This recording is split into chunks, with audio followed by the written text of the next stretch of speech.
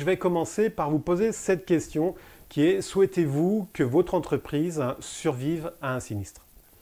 C'est une question qui est évidente, hein. J'imagine bien que la réponse pour vous est oui. Et d'ailleurs, je vous invite, si vous le souhaitez, à marquer la réponse dans le chat, hein.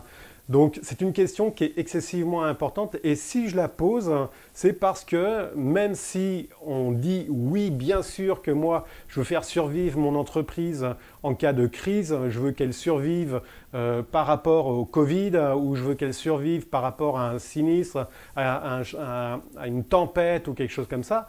Donc oui, bien sûr, la réponse est oui. Mais le fait de bien prendre conscience de est-ce que l'on veut vraiment, en fait, va vous amener à réfléchir pour vous dire, mais s'il m'arrive quelque chose, comment est-ce que je peux faire survivre mon entreprise, ma compagnie, alors que je suis dans un environnement de crise, que je suis moi-même touché par cette crise, comment est-ce que je peux faire?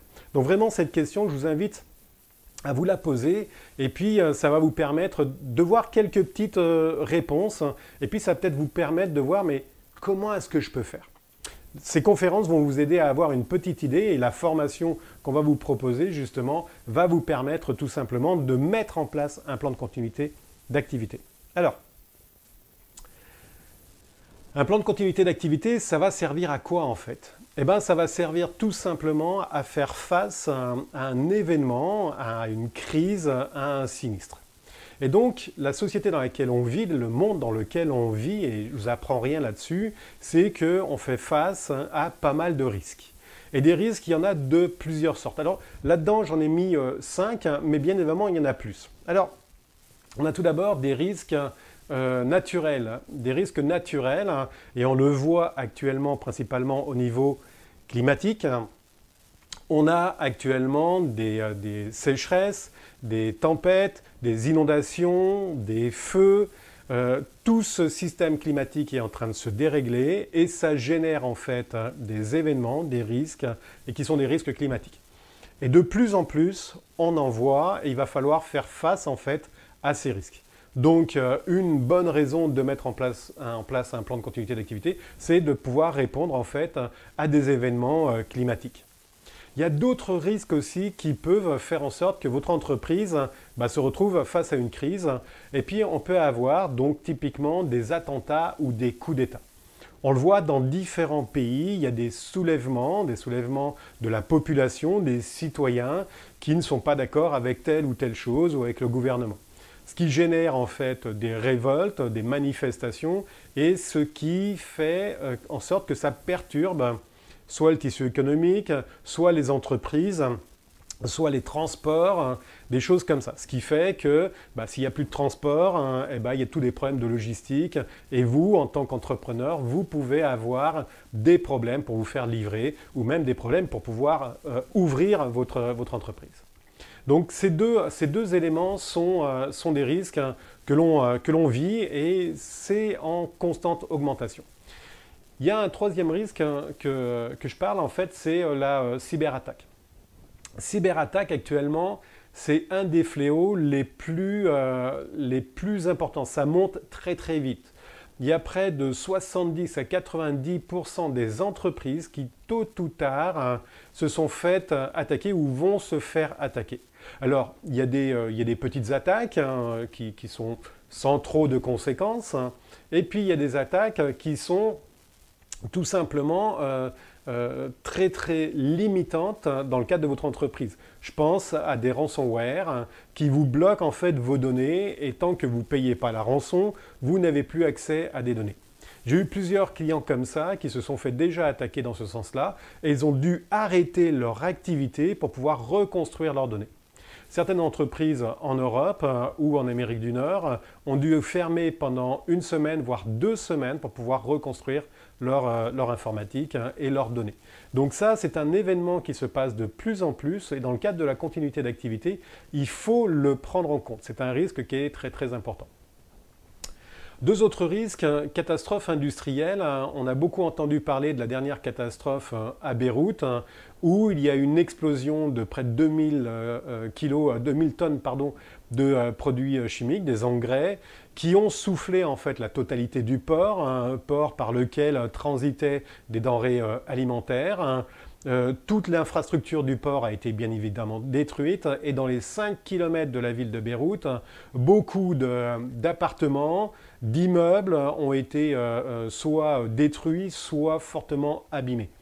Et bien évidemment, les entreprises ont été affectées à ce moment-là. Et donc, il y a beaucoup d'entreprises qui ont dû fermer parce que de toute façon, elles n'avaient plus aucun local pour pouvoir faire leur business. Et puis, un risque et puis un événement que l'on vit là actuellement, c'est tout simplement la pandémie. La pandémie, au Sénégal, il y a à peu près 30, les entreprises ont perdu près de 30 à 100% en fait de leur chiffre d'affaires du fait de la pandémie. Et ça, cette pandémie, on aurait pu la préparer bien avant, donc les plans de continuité, les plans pandémiques, ce sont des plans que l'on peut mettre en place qui permettent de maintenir l'activité tout au long en fait de l'événement, c'est-à-dire de préparer que la pandémie arrive, donc de préparer son organisation, de préparer ses personnels, de préparer ses flux de livraison, de préparer en fait son business à l'impact d'une pandémie. Et on le voit dans le cadre de la pandémie, on va parler un petit peu plus loin de ça dans la conférence, on voit que tout ce qui est transfert de données, tout ce qui est transfert de matériel, les chaînes de livraison ont été bloquées. Et là, on commence à s'apercevoir maintenant, qu'on commence à avoir des ruptures beaucoup plus importantes de tout ce qui est produit. Et on commence à avoir des ruptures de produits de première nécessité. Donc, ça fait partie des choses que l'on aurait pu préparer avant. Et dans le cas, justement, de ces entreprises qui ont perdu 30 à 100% de leur chiffre d'affaires, possiblement, il y avait peut-être des choses à faire. Et on va en parler peut-être un petit peu plus tard. Alors, ces 5 risques, bien évidemment, il y en a d'autres des risques. Et si vous en avez d'autres, n'hésitez pas en fait à les marquer dans le chat. On pourra en discuter justement de ces risques. Et par rapport à ça, justement, il y a différentes entreprises qui se connectent sur cette conférence. Et il y a différents domaines qui sont appliqués par ces entreprises. Donc l'environnement et l'énergie renouvelable, il y a du commerce. Certains d'entre vous sont dans du commerce, d'autres dans des cabinets spécialisés. Certains travaillent dans l'agroalimentaire, les banques, le BTP.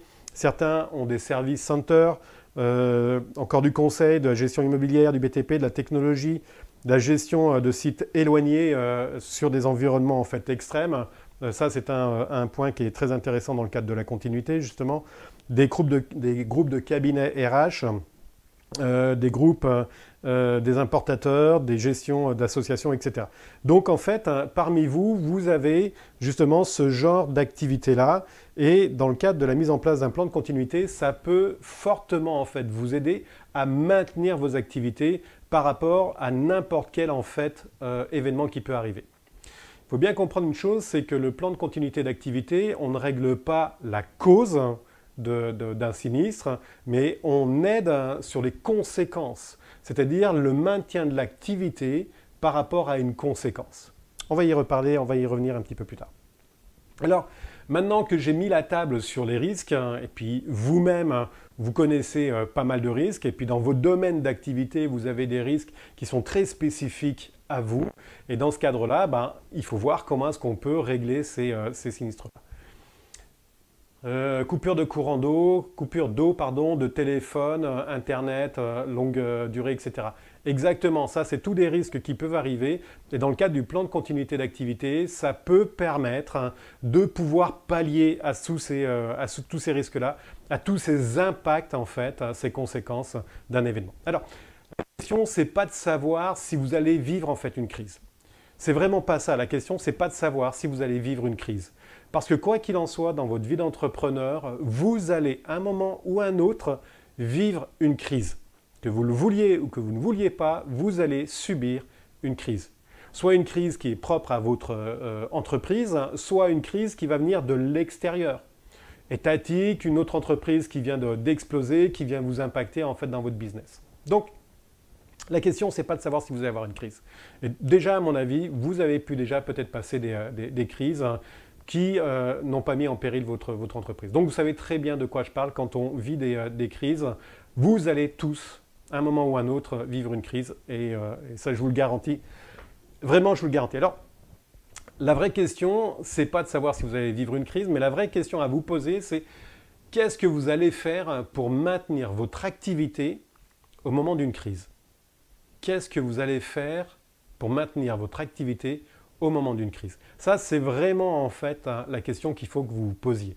Et si maintenant vous vous posez cette question-là, par rapport à votre business, certains d'entre vous, même une grande majorité, la réponse est « je ne sais pas ce que je vais faire face à une crise ».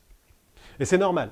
C'est tout à fait normal d'avoir en fait cette réponse parce que tout simplement, les crises sont tellement larges qu'on ne sait pas ce qu'on va réellement faire. Surtout si on n'a pas de plan de continuité d'activité. Le plan de continuité d'activité, ça va vous permettre de vous préparer aux crises en général et d'être beaucoup plus réactif pour savoir quoi faire, comment faire et gagner énormément de temps. Et on sait pertinemment pour les entrepreneurs, et surtout quand on a de la concurrence, que gagner du temps, c'est gagner de l'argent et surtout, c'est ne pas perdre en fait sa clientèle. Donc ça, c'est très important. Que ferez-vous pour maintenir votre activité si vous êtes sinistré? Une question très très très importante. C'est la même genre que la première question que je vous ai posée avant. Alors, je vous ai bien placé la table concernant les risques et ça, je pense que vous en êtes bien conscient par rapport à ça. Des risques, c'est prendre toute forme et surtout, ça peut arriver sans crier gare. C'est-à-dire, vous pouvez subir un événement alors que vous ne l'aviez pas prévu.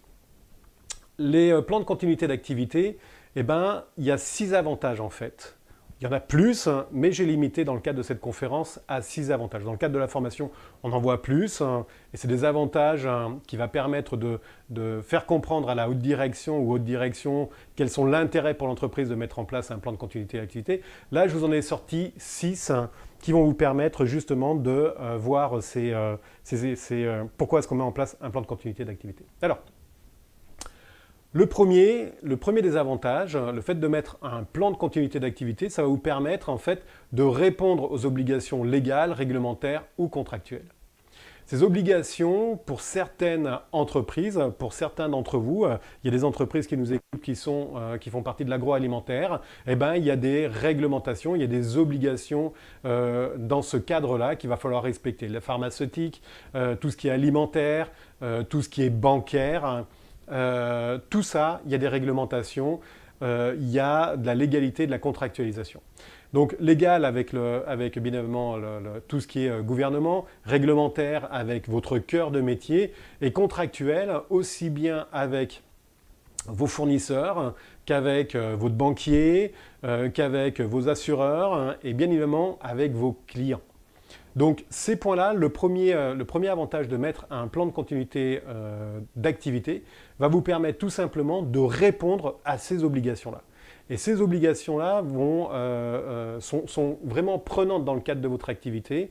Et parfois, certaines obligations, notamment dans le milieu bancaire, assurance, vous êtes contraint à mettre en place en fait un plan de continuité d'activité et il faut le mettre quoi qu'il en soit. Dans d'autres parties en fait des entreprises, vous n'avez aucune obligation contractuelle, enfin légale et réglementaire. Par contre, vous avez des obligations ou vous pouvez avoir des obligations contractuelles avec vos clients si vous êtes un fournisseur.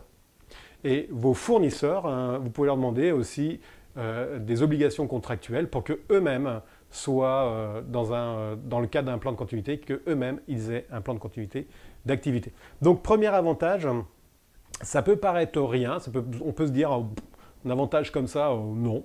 Mais en fait, croyez-moi, ça peut jouer beaucoup et on va en parler justement en termes d'image et de plus-value pour les clients.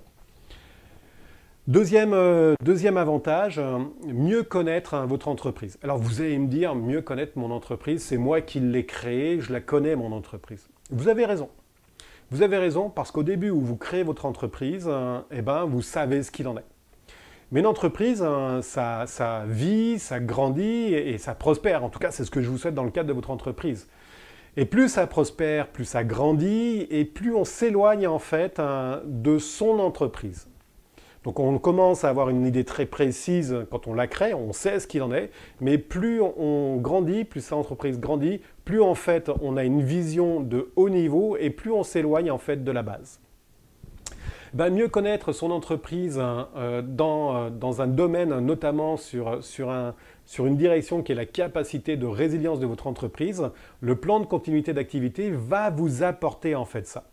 Ça va vous permettre de reprendre connaissance sur les basiques de votre entreprise et notamment sur votre capacité de résilience. Et cette capacité de résilience, c'est ce qui va vous permettre de pouvoir faire face à une crise.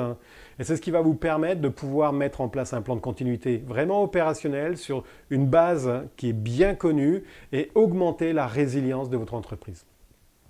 Et la résilience de votre entreprise, c'est un point très très positif sur vos concurrents. Parce que si vous avez un plan de continuité d'activité, puis qu'il y a un sinistre, vous allez savoir quoi faire, comment le faire, et vous allez réduire votre délai d'indisponibilité. Donc vous n'allez pas perdre vos clients.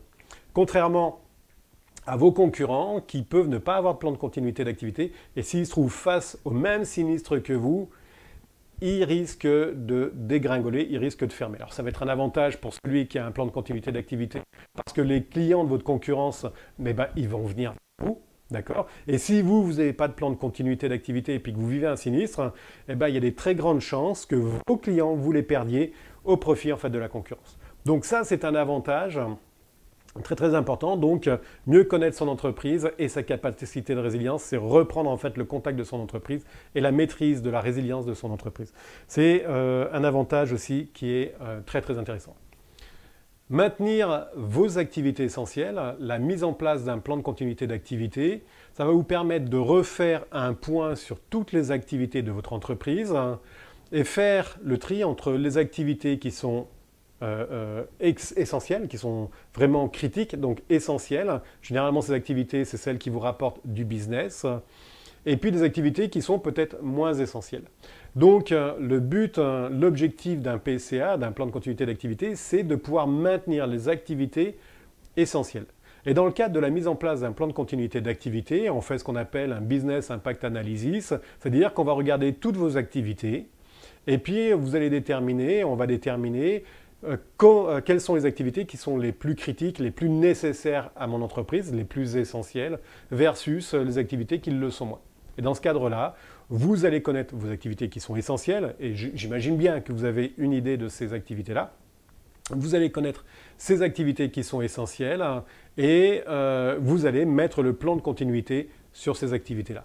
Donc, troisième avantage à mettre en place un plan de continuité d'activité, c'est de maintenir ces activités essentielles afin qu'elles continuent à fonctionner en cas de crise. Quatrième avantage, savoir quoi et comment faire pour répondre en fait à une crise. Savoir quoi et comment faire. Ça aussi, c'est un avantage qui est excessivement important dans le cadre du plan de continuité d'activité parce que par rapport toujours à votre concurrence, si vous savez quoi et comment faire pour répondre en fait à une crise, vous allez gagner du temps, vous allez gagner de l'argent et vous n'allez pas perdre vos clients. Contrairement aux autres entreprises qui n'ont pas de plan de continuité d'activité et qui, elles, vont avoir des grandes chances de perdre leurs clients. Je parle beaucoup d'entreprises qui perdent leurs clients ou qui ferment leur business. Il faut savoir qu'une entreprise sur 4, ça veut dire que 3 sur 4, au bout de 2 ans, ferment leur business. Donc, vous pouvez faire partie des 25% qui vont garder leur business. Et donc, la mise en place d'un plan de continuité va vous permettre justement de maintenir votre business alors que d'autres entreprises vont s'écrouler sur la même crise. Donc, savoir quoi et comment répondre à une crise. Cinquième avantage à mettre en place un plan de continuité d'activité, c'est de protéger votre image. En tant que créateur de votre entreprise a une image. Cette image, elle a été construite depuis longtemps et ça a pris énormément de temps. Et en fonction de comment est-ce que vous avez amené les choses, les clients ont une image de vous d'une certaine façon. Vos fournisseurs, vos partenaires, votre banquier, votre assureur a une image qui est celle que vous amenez. Dans le cas d'un sinistre, votre image est fortement ternie. Je prends le cas par exemple d'une crise dans le milieu alimentaire. En Europe, il y a eu une entreprise laitière qui a eu des problèmes sur tout ce qui était les produits laitiers. Donc il y a eu des personnes qui ont été malades et il y a même eu des décès. Il est clair que cette entreprise-là a perdu en termes d'image et en termes de renommée. Donc son chiffre d'affaires, bien évidemment, a baissé, ses clients sont partis sur d'autres concurrents et son image a été ternie. Donc l'image est excessivement importante. Ça se construit de longue haleine et ça peut se perdre en quelques secondes. Donc c'est vraiment important en fait de faire attention à cette image. La mise en place d'un plan de continuité d'activité va vous permettre de mettre tout un volet de communication pour maintenir votre image. De plus, hormis la communication, si vous mettez en place un plan de continuité d'activité, vous allez redorer, vous allez augmenter votre image concernant en fait vos relations avec vos clients, vos partenaires, vos fournisseurs. Une entreprise qui a un plan de continuité d'activité, ce que j'invite à faire à ces entreprises-là, c'est de communiquer en disant on a un plan de continuité. Ça permet justement d'augmenter votre image d'entreprise responsable qui tient au bien-être en fait de ses clients, qui tient au bien-être de ses employés pour maintenir justement son entreprise. Aussi bien favorable pour les employés, bien évidemment, que pour les clients. Et on l'a vu, et d'ailleurs j'ai publié plusieurs articles sur notre page sur LinkedIn Crise et Résilience. Et plusieurs entreprises ont déclenché les plans de continuité d'activité dans le cadre du Covid pour maintenir l'activité, pour rassurer leurs clients, pour rassurer leurs salariés. Donc plusieurs points comme ça, c'est excessivement important sur l'image. Très long à mettre en place, mais tellement facile à perdre. Cinquième avantage du plan de continuité d'activité. Et puis, et j'aurais tendance à dire, c'est un des plus importants aussi, ce que je vous ai montré. Renforcer la confiance de vos clients, de vos fournisseurs. C'est la confiance. La confiance, c'est pareil que l'image, ça s'acquiert avec du temps. Ça met excessivement longtemps à avoir confiance avec son fournisseur. La confiance, c'est long à acquérir. Et c'est pareil que l'image, c'est long à acquérir et c'est tellement facile à perdre. Donc la mise en place d'un plan de continuité d'activité, ça va vous permettre de communiquer dessus.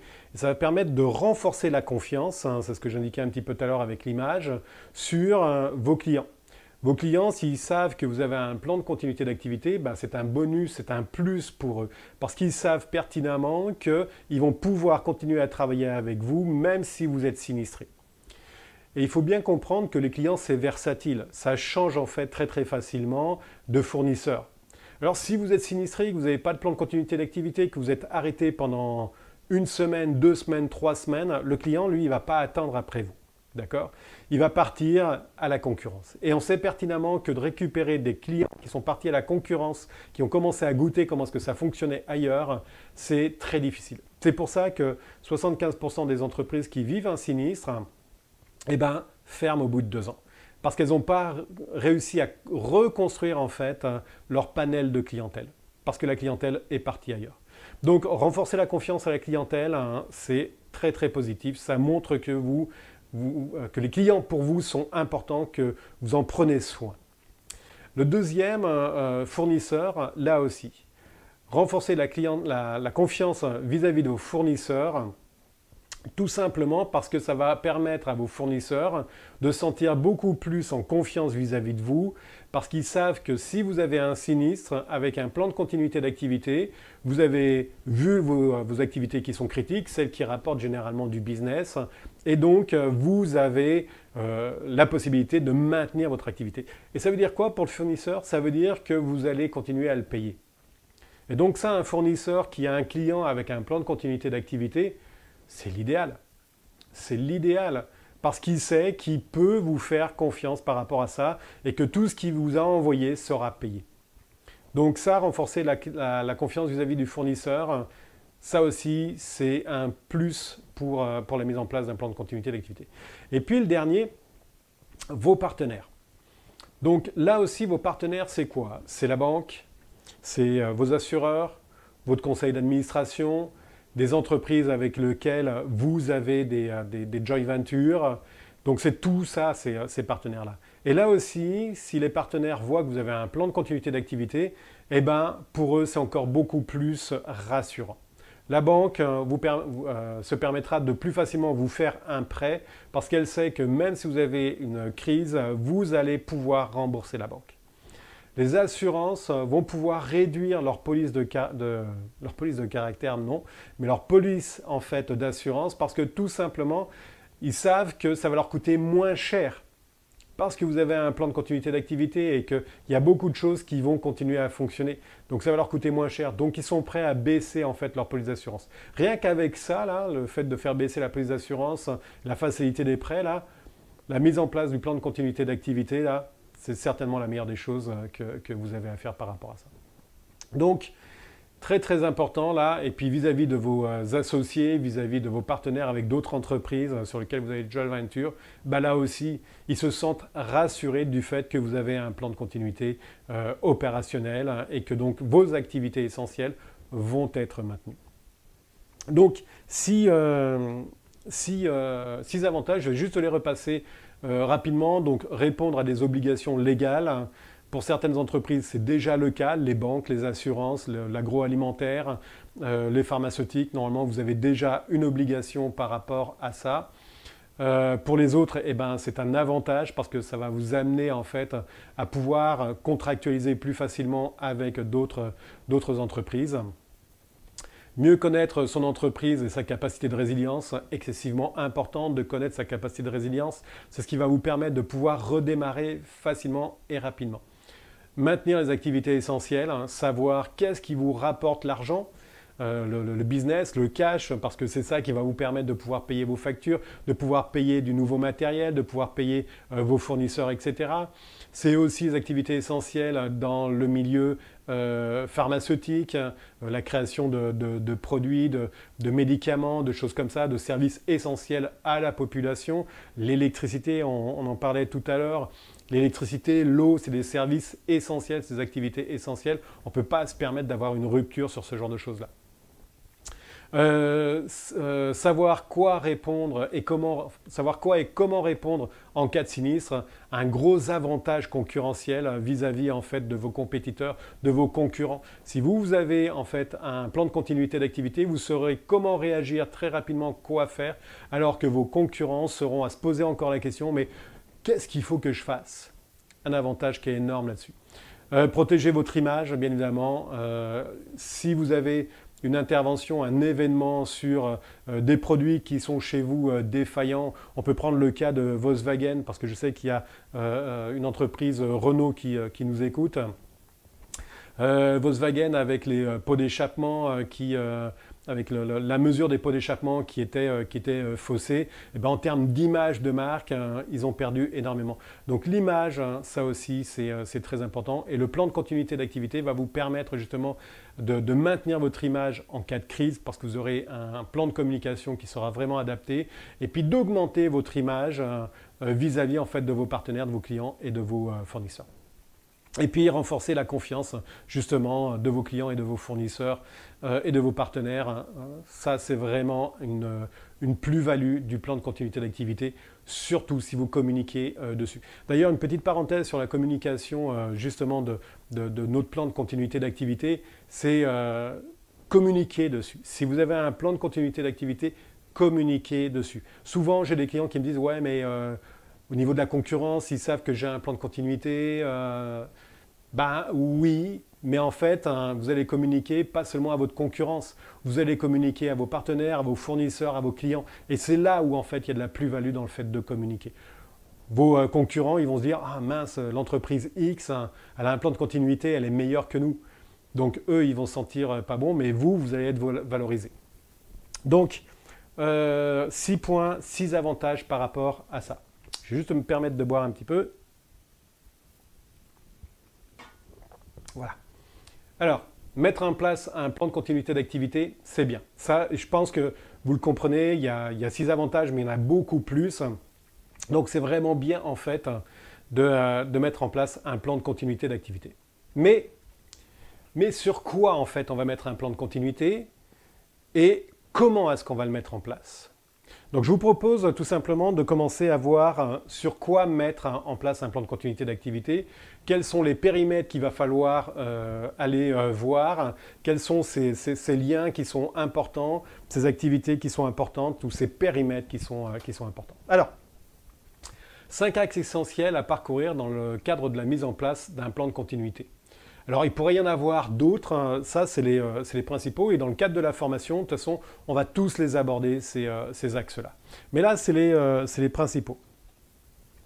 Le premier, c'est tout simplement aller dans les activités qui vous rapportent de l'argent. Ces activités qui vous rapportent de l'argent, c'est des activités essentielles pour vous. C'est ce qui va vous permettre de faire tourner la machine. Donc l'axe sur lequel il faut que vous alliez voir qu'est-ce qui est nécessaire, quelles sont les activités qui sont essentielles, c'est cet axe-là, les activités qui vous rapportent de l'argent. Et il n'y a pas que des activités qui rapportent de l'argent. Là, on s'est limité sur justement cette partie argent, mais il n'y a pas que ça. Il y a toutes des activités qui sont essentielles en fait à vos clients, à la population pour des entreprises gouvernementales. L'électricité, la gestion de l'eau, l'évacuation des déchets, tout ça, ce sont des activités qui sont essentielles. Pour tout ce qui est entreprise à but commercial, vos activités essentielles, c'est celles qui vous rapportent de l'argent. Donc ça, premier axe dans lequel il faut aller chercher, c'est les activités qui rapportent de l'argent ou les activités qui sont clairement essentielles. Donc, les activités qui rapportent de l'argent, c'est la facturation, c'est les livraisons, c'est l'accueil à la clientèle, tout ce genre de choses-là. Sur les chantiers, c'est les machines qui permettent de travailler, et là aussi c'est la facturation. Mais les machines, on va en reparler, c'est le 5e point. Donc c'est pas mal ça, c'est toutes vos activités qui sont essentielles, qui vous ramènent de l'argent ou qui sont des services essentiels à votre clientèle ou à la population. Deuxième axe sur lequel il faut que vous alliez voir, c'est toutes les chaînes d'approvisionnement. Alors les chaînes d'approvisionnement, c'est celles qui sont en entrée, c'est dans la fabrication et puis c'est celles qui sont en sortie. Et je sais que parmi ceux qui nous écoutent, on a des importateurs, on a des exportateurs, on a des fabricants de produits. Donc ça, la chaîne d'approvisionnement, pour vous, c'est essentiel. Et on le voit dans le cadre en fait de la pandémie, du Covid-19, les chaînes d'approvisionnement, par moment, se sont totalement arrêtées. La Chine, qui est en fait le grenier industriel de tout ce qui est fabrication, s'est arrêtée. Et donc certaines usines, notamment de voitures ou de fabrication, ont dû arrêter en fait leur chaîne de production parce que tout simplement les matières premières, les produits qui venaient de Chine, les produits manufacturés n'arrivaient plus. Et donc ça génère en fait des gros problèmes. Donc un axe très important à aller voir, c'est vos chaînes d'approvisionnement. Et là-dedans, mais on va en parler un petit peu plus tard dans les stratégies et puis dans les autres conférences, les chaînes d'approvisionnement, ce qu'il faut voir là-dedans, c'est que d'où viennent en fait mes produits qui sont en entrée de chez moi. S'ils sont à l'étranger, comment est-ce que je fais s'il y a une rupture en fait des transports? S'ils sont en local, comment est-ce que je fais si pareil, il y a une rupture des transports ou une limitation de déplacement? Et puis l'autre chose, c'est de regarder, mais j'ai un fournisseur et c'est mon seul fournisseur, peut-être qu'il faut que je regarde à avoir un deuxième fournisseur. Un fournisseur à l'extérieur du pays, à l'étranger, ou un fournisseur à l'intérieur du pays. Donc privilégier en fait les circuits courts. Donc les chaînes d'approvisionnement en entrée, c'est excessivement important. Ensuite de ça, les chaînes d'approvisionnement en sortie, parce qu'une fois que vous avez produit votre produit, que vous avez réalisé en fait votre produit, celui que vous vendez, il faut le faire arriver au niveau du client. Et donc pour ça aussi, c'est les chaînes d'approvisionnement en sortie, c'est comment est-ce que je vais pouvoir livrer mes produits à mes clients. Et je sais que pour les personnes qui nous écoutent, qui ont des business d'import et d'export, toute cette partie-là a été très très compliquée dans le cadre du Covid-19. Et les solutions, c'est de se replier sur en fait, le territoire dans lequel on est. Donc on réduit en fait tout ce qui est export du pays, pour en fait pouvoir ramener en fait les produits sur la population qui est interne. C'est clair que ce n'est pas satisfaisant, mais ça permet de réduire vos pertes et de passer sur des circuits courts. Quand on voit aussi sur l'approvisionnement sur les restaurants, les clients ne pouvaient plus venir en fait sur les restaurants. Ben là, il y a des mécanismes qui ont dû être mis en place pour mettre en fait des chaînes d'approvisionnement, alors que ce n'était pas le métier du restaurateur, pour pouvoir livrer en fait les repas chez les particuliers. Et donc ça aussi, ces chaînes d'approvisionnement ont été mises dans le cadre du Covid et c'est quelque part une bonne chose parce que ça permet maintenant d'avoir des restaurateurs qui ont pu sortir un petit peu la tête de l'eau alors que pendant un certain temps, ils ont bu la tasse parce que c'était 100% de leur activité qui était arrêtée. Donc chaîne d'approvisionnement, c'est un axe très très important à voir. Les personnels, c'est le cœur de votre entreprise. Les personnels, c'est tout simplement ceux qui font vivre votre entreprise. Et dans les personnels, il y a les opérateurs, il y a les personnels administratifs, et bien évidemment, il y a les dirigeants. Donc tous les personnels, c'est tout ça. C'est le cœur humain de votre entreprise. Et là aussi, un axe sur lequel il faut faire très très attention, c'est votre personnel essentiel. Et le personnel essentiel, c'est quoi? Qu'est-ce que c'est qu'une personne essentielle? C'est une personne qui a énormément d'expérience sur l'entreprise ou sur le processus sur lequel elle travaille, sur le fonctionnement dans son périmètre, et puis elle est pas mal la seule à connaître ça. Et dans ce cadre-là, justement, des personnels essentiels, si vous perdez un personnel essentiel, dans le cas d'une pandémie, c'est les risques que l'on traite, si vous perdez une personne essentielle, ça peut être très compliqué pour votre entreprise. Surtout si cette personne, par exemple, connaît les mots de passe de vos serveurs. Puis c'est la même, puis pas de bol, cette personne vient à être malade ou à décéder. Et donc dans ce cas-là, vous ne pouvez plus accéder à vos systèmes informatiques. Ça, ce cas-là, je l'ai vécu dans une entreprise et donc il a fallu récupérer les passeports d'une autre façon. Donc attention aux personnes qui sont essentielles. Personnes essentielles aussi, c'est les personnes qui ont tout l'historique de la clientèle, qui ont une relation très forte avec certains clients. Donc là aussi, ces personnes, il faut faire très très attention. Donc il y a des stratégies par rapport à ça. On aura l'occasion d'en parler lors de la formation. Toutes ces stratégies concernant ces personnels, les replis bâtiments et choses comme ça, là, on va en parler lors de la formation. Dans le cadre de la conférence, ça prendrait trop de temps. Donc, troisième point, personnel essentiel. Donc, à voir par rapport à ça. Hop, et puis j'ai un client qui m'appelle. Alors, quatrième point, donc les locaux essentiels. Les locaux essentiels de votre activité. Votre activité, elle est hébergée quelque part. Elle est hébergée dans des immeubles, elle est hébergée dans des hangars, elle est hébergée dans des sites de production. En fait, elle est localisée quelque part. Si vous perdez en fait l'hébergement, que ce soit de la production, de vos personnels ou de votre matériel, les hangars, ça a un impact pour vous. Si on prend par exemple la perte d'un bâtiment où vous avez votre personnel administratif dedans, comment est-ce que vous allez faire? Donc là aussi, c'est un axe sur lequel il faut aller pour savoir qu'est-ce que je vais faire par rapport à ça, quelles sont mes stratégies que je vais utiliser vis-à-vis en fait de cet axe à sécuriser. Donc les locaux essentiels. Et par rapport à ça, justement, il y a des tas de possibilités. Si vous avez plusieurs bâtiments, on peut se replier d'un bâtiment à l'autre. On peut aller chez Regus. Donc il y a plein de possibilités. Ça aussi, c'est pareil. On l'aborde dans le cadre de la formation. Hop. Voilà, cinquième point, les outils qui vous sont essentiels. C'est tous les outils qui vont vous permettre de faire entrer du cash, de rendre votre service. Si je prends le BTP, c'est tous vos machines qui permettent de faire les chantiers. Si je prends l'informatique, c'est tous vos serveurs. Si je prends les manufactures, c'est tous vos outils de fabrication de produits. Tous vos outils qui sont essentiels. Si c'est un bureau comptable, ça va être en fait son informatique, son logiciel de comptabilité. La facturation sera son logiciel de facturation.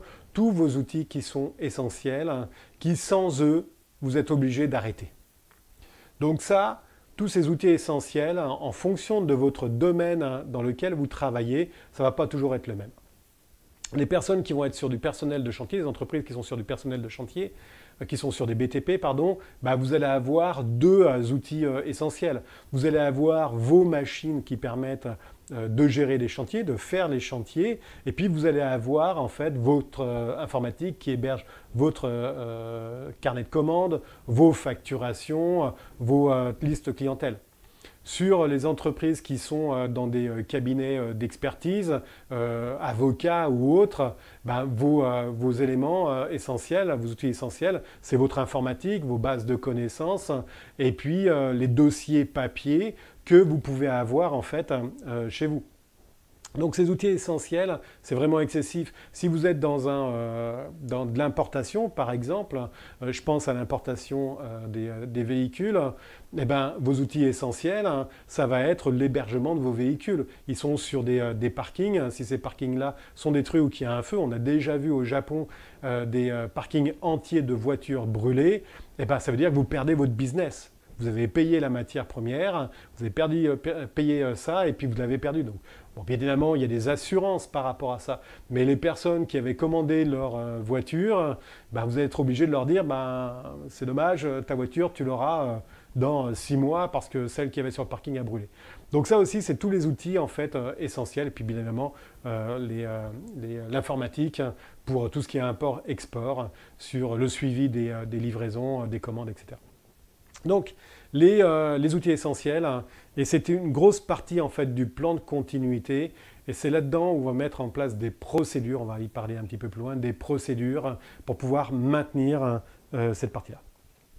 Alors, une fois qu'on a vu vers quel axe, quoi en fait sécuriser, on va regarder un petit peu comment est-ce qu'on va réaliser ça. Donc un plan de continuité d'activité, il y a plusieurs actions qui sont dans la réalisation de ce plan de continuité d'activité. Et c'est ce qu'on va voir. J'ai limité à 6. En total, il y a 101 activités. J'ai pris 6 parce que ça regroupe pas mal. Alors, première activité, c'est l'analyse de risque. Par rapport à votre business, il va falloir regarder un petit peu quels sont les risques qui peuvent faire arrêter votre business. Juste pour rappel, parce que j'en ai indiqué, je l'ai parlé tout à l'heure, sur cette partie justement de causes et conséquences. Lorsque l'on a une crise, il y a une cause qui déclenche la crise et cette crise génère des conséquences. La mise en place du plan de continuité d'activité, c'est comme le dernier rempart avant l'arrêt de votre entreprise, avant le dépôt de bilan de votre entreprise. Donc le plan de continuité d'activité va répondre à des conséquences. Et les conséquences, on arrive à peu près à 4 types de conséquences. La perte d'un bâtiment sur lequel j'ai mon personnel, la perte du personnel essentiel, la perte de l'informatique, donc des outils de production, que ce soit informatique, machine de BTP, que ce soit usine matérielle d'usinage. Et ensuite de ça, il y en a un quatrième qui est le fournisseur. Et le fournisseur, il ne peut plus vous fournir les chaînes d'approvisionnement, vous avez un problème là-dessus. Donc, généralement, en fait, les conséquences sont au nombre de 4. Donc, l'analyse de risque va vous permettre de savoir quels sont les types de risques que vous avez. Est-ce que mon entreprise est dans une zone inondable? Est-ce que c'est dans une zone sismique? Est-ce qu'autour de mon entreprise, j'ai des entreprises à risque? Si on regarde, par exemple, ce qui s'est passé à Beyrouth, c'est clair que si les entreprises qui ont été détruites n'avaient pas regardé les risques de ce hangar qui a sauté, forcément elles en ont subi et puis possiblement elles n'avaient pas de plan spécifiquement en fait à ce genre de conséquences.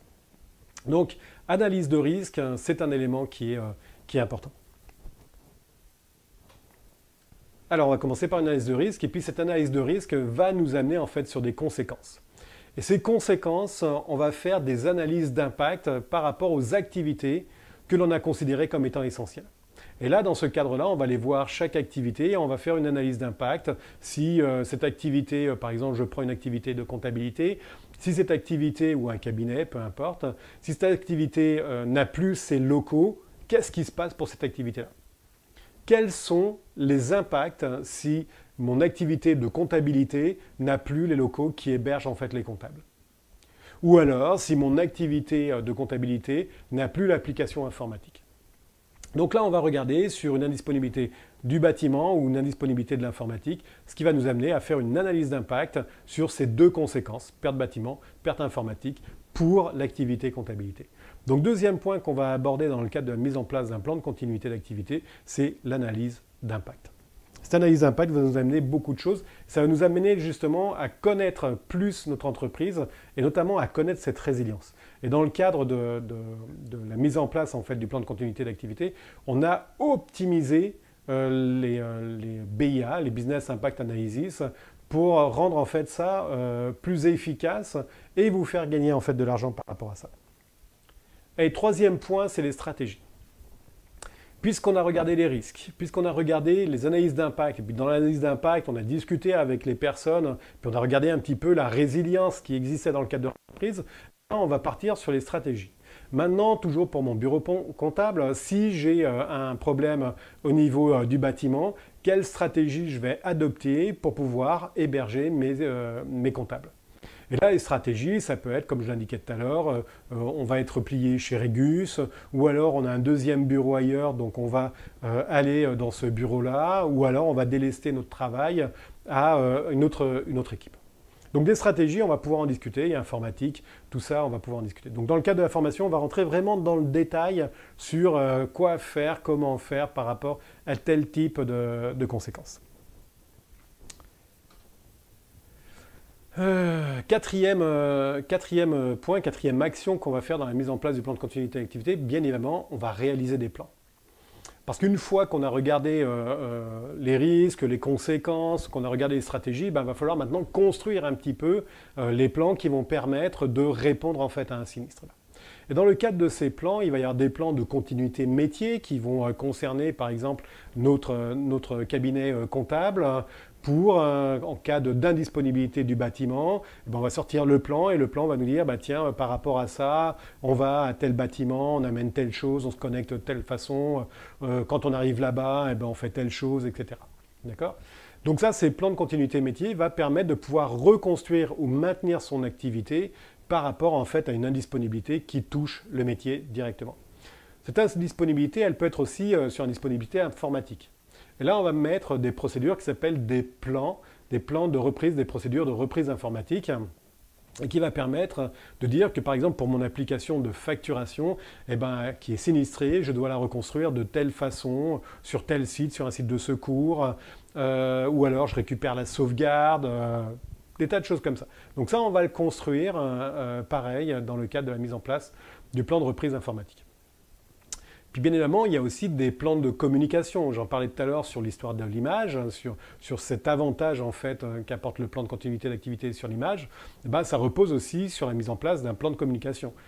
Un plan de communication qui est réalisé en fonction en fait du type d'événement qui peut vous arriver. Un événement où vous subissez un ransomware, ce n'est pas les mêmes communications que si vous avez un événement où votre bâtiment a été détruit, ou encore que votre informatique est détruite. Donc ça, ces plans de communication vont vous permettre de mettre en place, de maintenir votre image et de communiquer avec votre clientèle, avec vos fournisseurs, avec vos partenaires. Et puis, il y en a un autre de plan qui est le plan vraiment le plus essentiel, je dirais. C'est le plan de gestion de crise. Ce plan de gestion de crise, c'est là où vous allez gagner énormément de temps sur votre concurrence, parce que là-dedans, c'est écrit clairement ce que vous devez faire si vous arrive tel événement. Si j'ai mon bâtiment qui est détruit, je fais telle chose, telle chose, telle chose, telle chose. Et en fait, c'est un ordonnancement d'exécution de procédures qui vont permettre de faire redémarrer mon activité comptabilité, de faire démarrer mon activité facturation, de faire démarrer mon activité clientèle, recherche de clientèle, etc. Ou bureau d'études. Et donc tout ça, là, cette gestion de crise, c'est ça qui vous permet de pouvoir vraiment tout reconstruire. Ça permet de savoir comment est-ce qu'on va fonctionner en cas de crise, qui c'est que j'appelle, qui doit venir, où est-ce que moi je me replie par rapport à la gestion de crise, qui prend les décisions, qui s'occupe de l'opérationnel, qui s'occupe de la logistique, qui s'occupe des communications. Tout ça dans le plan de gestion de crise, tout ça c'est indiqué et ça permet énormément de gagner du temps et surtout quand on vit en fait un sinistre, du style par exemple si je prends Beyrouth où il y a un choc brutal, avec énormément de destruction, avec des blessés qui saignent, voire des personnes qui sont mutilées ou qui sont mortes. Psychologiquement, c'est excessivement dur. Et donc, si en plus de ça, de l'impact psychologique que vous vivez, vous devez réfléchir à qu'est-ce que je dois faire en premier, là, c'est clair que vous ne redémarrez pas dans les 5 minutes. Vous redémarrez dans les semaines à venir. Avec un plan de continuité d'activité et puis notamment avec une gestion de crise, vous avez un document sur lequel vous allez pouvoir vous rattacher. Même si psychologiquement vous avez été choqué, le fait de prendre le document de gestion de crise va vous permettre en fait de vous reconcentrer sur quoi faire. Vous n'aurez pas à réfléchir sur mais comment est-ce que je vais faire. Non, non, c'est déjà écrit. J'ai eu mon bâtiment qui a été détruit là. Donc première action, je dois regrouper la cellule de crise, je dois récupérer les communications, je dois déplacer mes personnels à tel endroit, etc. Faire activer les plans de continuité métier. Toutes ces choses-là sont écrites dedans. Donc ça, c'est excessivement important. Et ça, c'est vraiment, ça globalise en fait le plan de continuité de crise. Cinquième point qu'on va aborder forcément dans la mise en place d'un plan de continuité d'activité, c'est les exercices et les tests. Et ça, c'est excessivement important. Je le dis souvent que c'est excessivement important, mais tout simplement parce que si vous faites un plan de continuité d'activité théorique et que vous ne le testez pas, ça restera qu'un plan de continuité théorique qui aura peut-être un paquet d'erreurs dedans.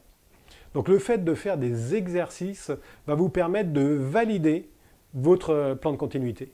Donc soit un exercice sur la gestion de crise, soit un test sur des plans de reprise informatique, soit un exercice sur un plan de continuité de métier pour par exemple le repli du cabinet comptable sur un autre bâtiment, etc. C'est tous des exercices et des tests qui vont vous permettre de qualifier votre plan de continuité d'activité, de le jouer, de l'actualiser et puis de le maintenir en condition opérationnelle, faire en sorte qu'il soit efficace. Et ça, c'est le point suivant justement.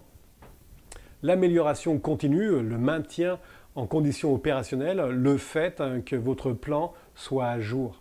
Et ça, l'amélioration continue du plan, ce n'est pas seulement les exercices, mais c'est aussi que dès que vous avez un personnel clé qui part, un personnel essentiel qui part, eh ben, il va falloir actualiser votre plan de continuité pour mettre son remplaçant dedans.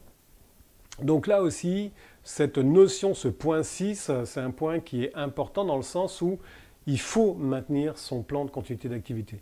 Si votre plan de continuité d'activité est comment dirais-je, mis sur une tablette, ça ne sert à rien. Et au moment du sinistre, si ça n'a pas été actualisé, vous serez embêté parce que quand il faudra contacter Paul de tel service et que vous allez voir son numéro de téléphone et puis que son numéro de téléphone n'est pas le bon là, vous allez avoir un problème pour contacter Paul.